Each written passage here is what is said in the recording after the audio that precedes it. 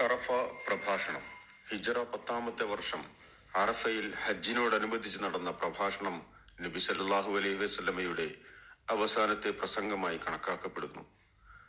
ചരിത്രത്തിൽ രേഖപ്പെടുത്തപ്പെട്ട ആദ്യത്തെ മനുഷ്യാവകാശ പ്രഖ്യാപനമായും ഈ പ്രഭാഷണത്തെ കണക്കാക്കുന്നു. അവസാന പ്രസംഗത്തിൽ നിന്ന്: മനുഷ്യരെ, എന്റെ വാക്കുകൾ ശ്രദ്ധിച്ചു കേൾക്കുക. ഇക്കൊല്ലത്തിനു ശേഷം ഈ സ്ഥലത്ത് വെച്ച് നിങ്ങളെ കാണാൻ സാധിക്കുമോ ഇല്ലയോ എന്നെനിക്കറിവില്ല.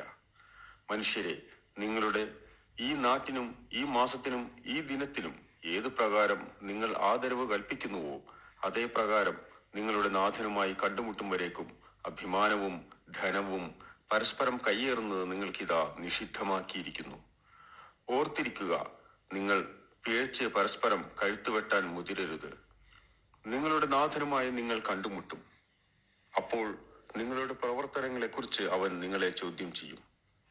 അജ്ഞാനകാലത്ത് നടന്ന എല്ലാ ജീവനാശങ്ങൾക്കുമുള്ള എല്ലാ പ്രതികാര നടപടികളെയും ഞാനിതാ ദുർബലപ്പെടുത്തിയിരിക്കുന്നു. മനുഷ്യരെ, നിങ്ങളുടെ ദൈവം ഏകനാണ്. നിങ്ങളെല്ലാവരുടെയും പിതാവും ഏകൻ തന്നെ.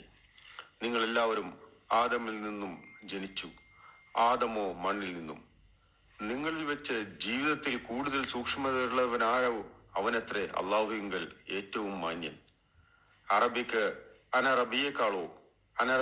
അറബിയേക്കാളോ യാതൊരു ശ്രേഷ്ഠതയുമില്ല.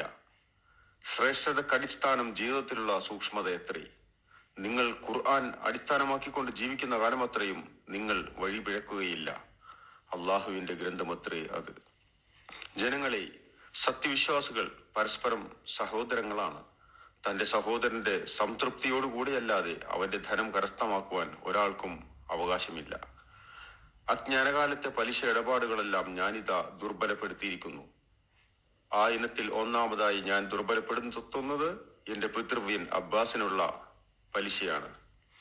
മനുഷ്യരെ, നിങ്ങളുടെ പത്നിമാർക്കുള്ള പോലെ തന്നെ നിങ്ങൾക്ക് അവരോടും ചില ബാധ്യതകളുണ്ട്. നിങ്ങൾ സ്ത്രീകളോട് നല്ല നിലക്ക് പെരുമാറിക്കൊള്ളുക. അള്ളാഹു നിങ്ങളോട് സൂക്ഷിക്കാനേൽപ്പിച്ച അമാനത്ത് ആസ്തിയാണ് നിങ്ങളുടെ പത്നിമാർ. നിങ്ങളുടെ ഭൃത്യരെ ശ്രദ്ധിക്കുക. നിങ്ങൾ ഭക്ഷിക്കുന്നത് തന്നെ അവർക്കും ഭക്ഷിക്കുവാൻ കൊടുക്കുക. മനുഷ്യരെ, എനിക്ക് ശേഷം ഒരു നബിയും വരാനില്ല. അതുകൊണ്ട് ശ്രദ്ധയോടെ കേൾക്കുക. നിങ്ങളുടെ നാഥന്റെ പരിശുദ്ധ ഹറമിൽ വന്ന് ഹജ്ജ് ചെയ്യുക. നിങ്ങളുടെ മേലധികാരികളെ അനുസരിക്കുക. അപ്പോൾ നിങ്ങളുടെ നാഥന്റെ സ്വർഗത്തിൽ പ്രവേശിക്കാം.